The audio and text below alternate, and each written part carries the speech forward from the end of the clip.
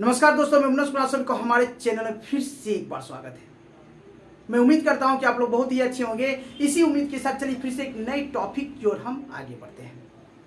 मैंने पिछले क्लासेस में लिक्विड रेजिस्टेंस स्टार्टर के बारे में बताया था। यह स्टार्टर किस तरह से काम करती है और इस स्टार्टर का हम यूज कौन से मोटर चलाने के लिए करते हैं। चलिए उसी क्लासेस को आगे बढ़ाते हुए आज हम जानेंगे दोस्तों लिक्विड रेजिस्टेंस स्टार्टर का पावर सर्किट डायग्राम। इस स्टार्टर की सहायता से हम स्लीपिंग इंडक्शन मोटर चलाते हैं। फिर से मैं एक बार कह देता हूं, इस स्टार्टर की सहायता से हम स्लीपिंग इंडक्शन मोटर में जो रोटर कॉइल है उसको जोड़ते हैं, उस सर्किट को इस स्टार्टर की सहायता से कनेक्ट करते हैं।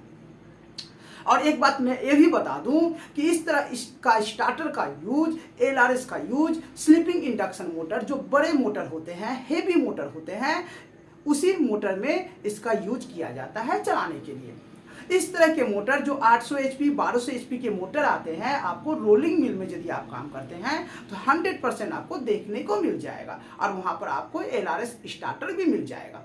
चलिए इसी सिलसिले को आगे बढ़ाते हुए हम एक छोटा सा पावर डायग्राम बनाकर आपको समझाते हैं कि यह स्लीपिंग इंडक्शन मोटर में एलआरएस स्टार्टर की सहायता से हम रोटर सर्किट को कैसे क्लोज करते हैं। चलिए मानकर चलिए दोस्तों कि ये हमारा मोटर का टर्मिनेशन है ना, यू, ये हो गया यू वी डब्ल्यू। ये क्या क्या दर्शाता है आपको अच्छा से पता है, स्टेटर कॉइल को दर्शाता है, स्टेटर कॉइल को दर्शाता है। ओके, और ये हमारा हो गया डी ई वी, ये क्या दर्शाता है, रोटर कॉइल को दर्शाता है। ओके, हमने स्टेटर कॉइल में 415 volt AC supply bye ACB, ठीक ना, ये यदि हमारा 1200 एचपी का मोटर है, बाय एसीबी मैंने इसको 415 वोल्ट सप्लाई स्टेटर कॉइल में डाल दिया। ठीक है, अब हम इस रोटर कॉइल को किस तरीके से हम बाय एलआरएस, कहने का मतलब लिक्विड रेजिस्टेंस स्टार्टर की सहायता से यह रोटर कॉइल को हम सर्किट को क्लोज करेंगे, शॉर्ट करेंगे। कैसे करेंगे मानकर चलिए दोस्तों, आप ध्यान से देखिएगा वीडियो को। एलआरएस में होता क्या है, एलआरएस में इलेक्ट्रोलाइट का घोल होता है। क्या होता है, इलेक्ट्रोलाइट का घोल होता है जिसमें रेजिस्टेंस पाया जाता है। इस एक्सटर्नल रेजिस्टेंस की सहायता से हम रोटर सर्किट को जोड़ते हैं ताकि इसका स्टार्टिंग टॉर्क और अच्छा हो जाए और स्टार्टिंग करंट कम हो जाए। जैसे ही मैंने इसमें रोटर कॉइल में एक्सटर्नल रेजिस्टेंस जोड़ा, इसका इंपीडेंस बढ़ गया और मोटर को जैसे ही मैंने स्टार्ट किया तो मेरा स्टार्टिंग करंट कम हो गया और स्टार्टिंग टॉर्क अच्छा हो गया। तो चलिए इसी सिलसिले को आगे बने, इसी लॉजिक से हम एलआरएस में किस तरह से कनेक्शन करेंगे बताते हैं। सबसे पहले तो देखिए दोस्तों, एक टैंक रहता है, देखिए ठीक ना, एक टैंक बनाते हैं। इस तरह से एक टैंक रहता है।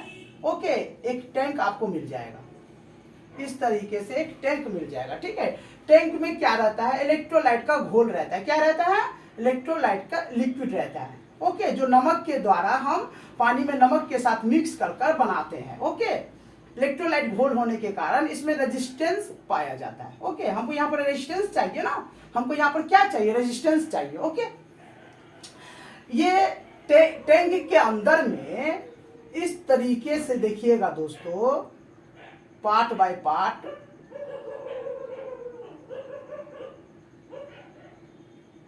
टैंक के बाहर इस तरीके से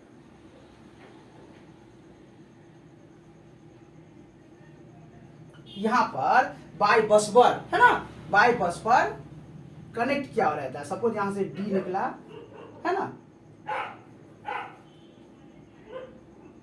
डी में चला गया,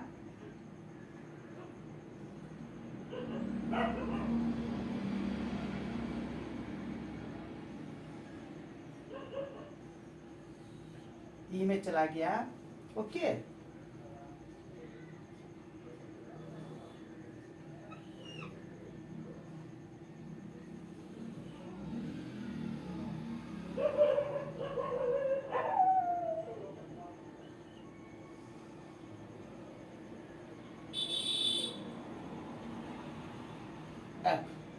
एफ में चला गया। क्या है हमारा D E F.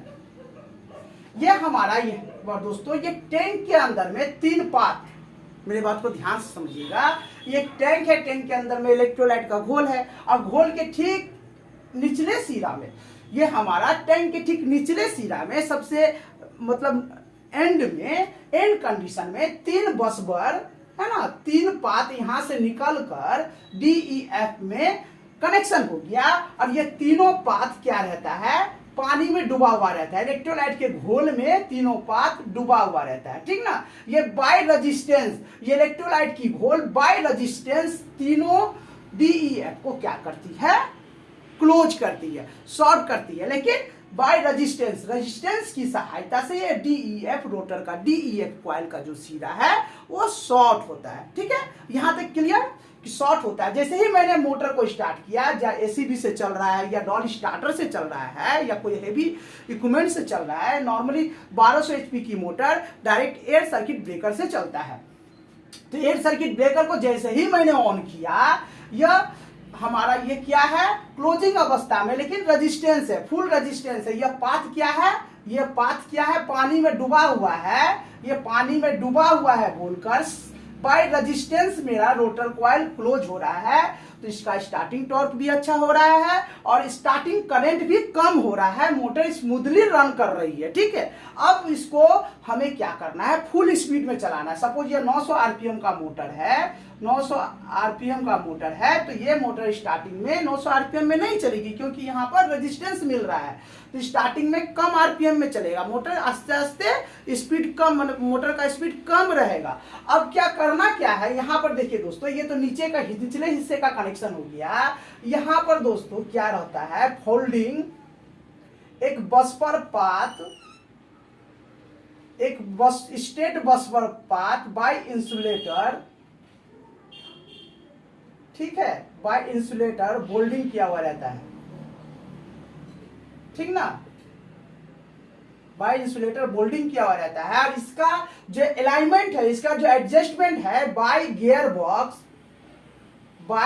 Box and motor की सहायता से,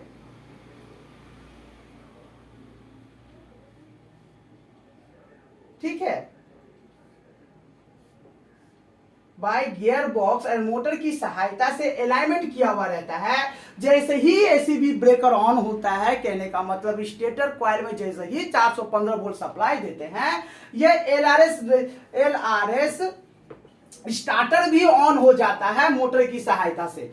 जैसे ही ACB के साथ इंटरलॉकिंग रहता है, जैसे ही ACB ब्रेकर ऑन होता है, कहने का मतलब जैसे ही मोटर स्टार्ट होता है, LRS का मोटर भी ऑन हो जाता है, LRS का मोटर भी ऑन हो जाता है। जब LRS का मोटर ऑन होता है दोस्तों, मेरी बात को ध्यान से समझिएगा, फिर से मैं एक बार कह रहा हूं, जैसे इस मोटर को हम चालू करना है, स्लिपिंग इंडक्शन मोटर को, तो जैसे ही हम ACB ब्रेकर को ऑन करते हैं, इस मोटर को जैसे ही ऑन करते हैं, LRS का भी मोटर ऑन हो जाता है, LRS का भी मोटर ऑन हो जाता है। ये जो बसबर पाथ आप यहाँ देख रहे हैं, स्टेट लगा हुआ है, ये धीरे धीरे आकर,